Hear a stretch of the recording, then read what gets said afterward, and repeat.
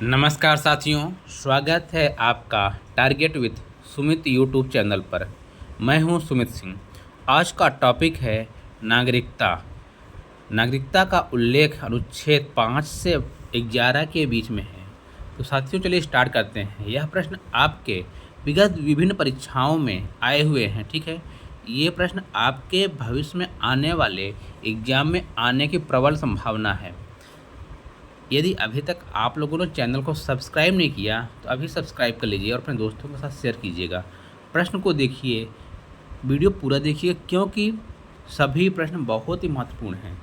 नागरिकता प्राप्त करने व खोने के विषय में विस्तार से चर्चा कहाँ की गई है?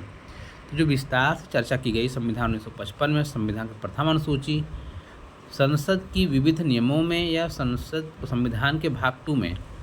तो जो विस्तार से चर्चा की गई 1955 के नागरिकता कानून में, जो हमारा नागरिकता कानून 1955 में बना, वहाँ पर नागरिकता प्राप्त करने व खोने के विषय में विस्तार से चर्चा की गई है। कितने वर्षों तक लगातार बाहर रहने पर नागरिकता समाप्त हो जाती है? कोई व्यक्ति वीज़ा लेकर गया है, यहाँ से किसी भी देश में गया और लगातार 7 वर्ष रहता है तो उसकी नागरिकता स्वतः समाप्त हो जाती है।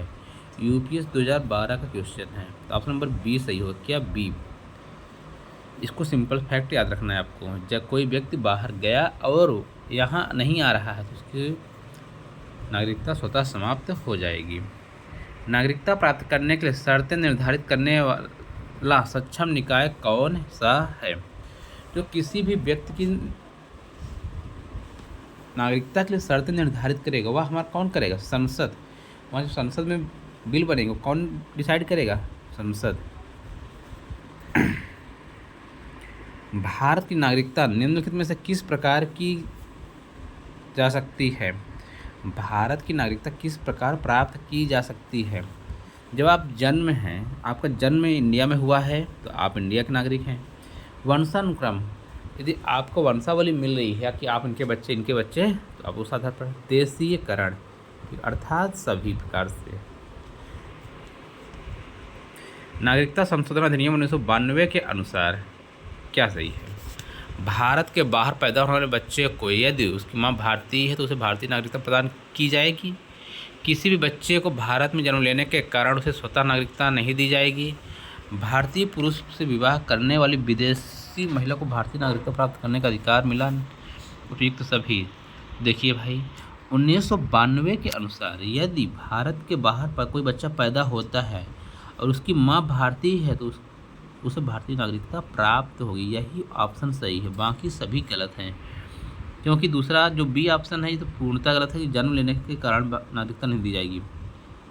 यदि कोई पुरुष किसी महिला से विवाह करता है, विदेशी महिला से, उसको नागरिकता नहीं मिलेगी भाई। उसको नागरिकता लेने के लिए प्रोसेस फॉलो करना होगा, इसलिए ऑप्शन नंबर ए सही है। नागरिक बनने के लिए निम्नलिखित शर्तों में से एक आवश्यक शर्त क्या है? आपको नागरिक बनना है तो धर्म का समर्थन बिल्कुल नहीं, धर्म तो है ही नहीं हमारे देश में। उच्च परिवार कोई भी नहीं, आप राहुल गांधी के यहाँ रहिए या अमित शाह के यहाँ, इनके सदस्यता लेने से आपको कुछ नहीं मिलेगा। कुछ जाति नहीं भैया, राज्य की सदस्यता। किसके? राज्य की सदस्यता, ऑप्शन नंबर बी। प्रश्न संख्या 7, पाकिस्तान में आकर भारत में नागरिकता प्राप्त करने संबंधी प्रावधान का वर्णन निम्नलिखित में से किस अनुच्छेद में वर्णित है? पाकिस्तान से आकर भारत में नागरिकता प्राप्त करने का जो प्रावधान है वह अनुच्छेद 6 में है। किसमें है? 6 में, ऑप्शन नंबर सी। संविधान द्वारा प्रदत्त नागरिकता के संबंध में संसद ने एक व्यापक नागरिकता अधिनियम कब बनाया? तो नागरिकता अधिनियम बनाया था 1955। पहला प्रश्न भी इसी पर आधारित था, डी ऑप्शन। किस देश में दोहरी नागरिकता का सिद्धांत स्वीकार किया गया है? दुनिया का अमेरिका एक ऐसा देश है जिसकी दोहरी नागरिकता है। मतलब वो आप एक वहाँ के देश की नागरिकता लीजिए, फिर उस देश में बने राज्य यानी स्टेट की भी नागरिकता। जैसे आप भारत के नागरिक हैं और उत्तर प्रदेश के नागरिक नहीं, ऐसा नहीं। हमारे यहाँ हम भारतवासी हैं, उत्तर प्रदेश में मूल निवासी हो सकते हैं, नागरिकता नहीं। तो वहाँ ऐसा ही है। यदि वहाँ अमेरिका के नागरिक हैं तो अलास्का नामक जो उनका राज्य है उसकी भी नागरिकता लेनी पड़ेगी। ऐसे 50 राज्य है, सभी की नागरिकता लेनी होती है जो जहाँ का होता है। नागरिक बनने की निम्नलिखित शर्तों में से एक आवश्यक शर्त क्या है? ये वही प्रश्न है, राज्य की सदस्यता। ठीक है, वही प्रश्न था। प्रश्न संख्या 12, निम्नलिखित में से कौन सी शर्त भारत की नागरिकता प्राप्त करने के लिए नहीं है? अधिवास चाहिए, वंशानुक्रम चाहिए, बिल्कुल पंजीकरण चाहिए, संपत्ति चाहिए। आप जमीन खरीद ले रहे हैं तो ऐसा आपको नागरिकता नहीं मिलेगा। Option number D. भारतीय संविधान के किन अनुच्छेदों में नागरिकता संबंधी प्रावधान है? हमने आपको पहले ही बताया, अनुच्छेद 5 से 11 नागरिकता, 12 से 35 मूल अधिकार, 36 से 51 DPSP, 1 से 4 भारत संघवाद। भारतीय संविधान निम्नलिखित में से कौन सी नागरिकता प्रदान करता है? जो भारतीय संविधान एकल नागरिकता प्रदान करता है। Number B. बहुत ही सिंपल सवाल था और यूपी ARO का प्रश्न था। किस अनुच्छेद के तहत संसद को नागरिकता के संबंध में कानून बनाने का अधिकार प्रदान किया गया है?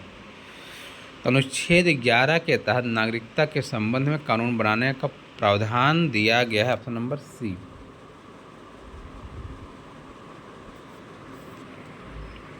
देशीकरण द्वारा नागरिकता प्राप्ति का एक तरीका क्या है? विदेशी मित्रता करने पर, माता पिता की नागरिकता, भाई बहन नागरिकता, विदेशी पुरुष से विवाह करने पर। देशीकरण द्वारा नागरिकता प्राप्ति का एक तरीका क्या है? विदेशी पुरुष से विवाह करने पर। Option number D. प्रश्न संख्या 17, भारतीय संविधान में नागरिकता का प्रावधान कब लागू हुए? ये लागू हुए थे 1951 में ही। ठीक, ऐसे व्यक्ति जो या उसके पश्चात भारत में ग्रहण किया है जन्मजात भारतीय नागरिक समझा जाएगा। 15 अगस्त 26 जनवरी 1950, 26 जनवरी 1950 भारतीय नागरिकता प्राप्त नहीं की जा सकती। बहुत सरल क्वेश्चन है। भारतीय बैंकों में धन जमा करके भारतीय नागरिकता प्राप्त नहीं की जा सकती। भाई आप हमारे बैंक में जमा करिए, विदेशों में कितने लोग काला धन जमा किया, वहाँ नागरिकता थोड़ी मिली है। भारतीय संविधान के अंतर्गत भारत के नागरिकों को वे कौन से अधिकार प्राप्त हैं जो गैर नागरिकों को नहीं?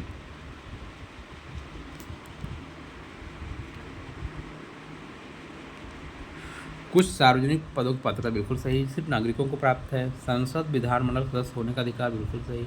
अनुच्छेद 15, 16, 19 प्रदत्त मौलिक अधिकार। ऑप्शन नंबर डी सही है। यहाँ पास जो विदेशियों को नहीं प्राप्त होते वो सिर्फ इंडियन को प्राप्त होंगे, ये सभी है।